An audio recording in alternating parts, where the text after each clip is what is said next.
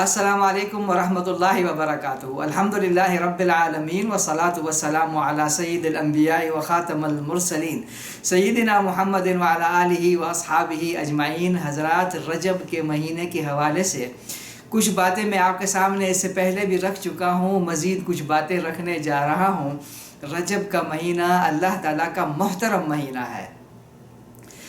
محترم مہینے کے حساب سے اس مہینے کا احترام کیا جائے، اس مہینے میں نیکیاں کی جائیں، نیک اعمال کیے جائیں کہ ہمارے سامنے صرف ایک چاند رہ گیا ہے اور اس کے بعد پھر عظیم مہینہ شروع ہوگا اور وہ ہے رمضان المبارک کا مہینہ۔ ایک چاند جو رہ گیا ہے وہ ہے شعبان کا مہینہ۔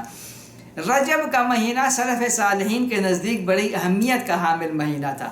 اس مہینے میں تیاری کی جاتی تھی، اپنے آپ کو تیار کیا جاتا تھا، ذہنی طور پر، بدنی طور پر، عبادت کے طور پر، ہر لحاظ سے، تاکہ آنے والے دنوں میں جو بڑے عظیم دن ہیں ان دنوں میں زیادہ سے زیادہ فائدے سمیٹے جائیں۔ اس کے لیے ضروری ہے کہ ہم رجب میں رمضان کی تیاری کریں۔ رجب میں آپ رمضان کی تیاری کریں گے تو رمضان المبارک میں اس کا پھل پائیں گے۔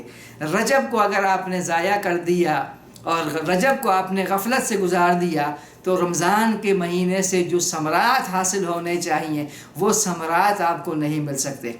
میں اور آپ اور ہم سب کوشش کریں کہ اپنے ذہن میں ٹارگٹ رکھیں کہ ہمیں رمضان کا مہینہ اللہ تعالیٰ سے زیادہ قرب حاصل کرنے کا مہینہ بنانا ہے۔ اس کے لیے ضروری ہے کہ ہم ابھی سے تیاری کریں، رجب سے تیاری کریں۔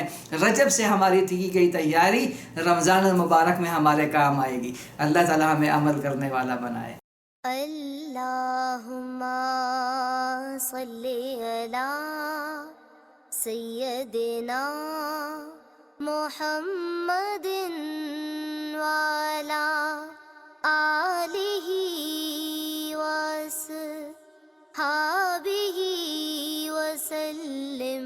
اللہم صلی علی سیدنا محمد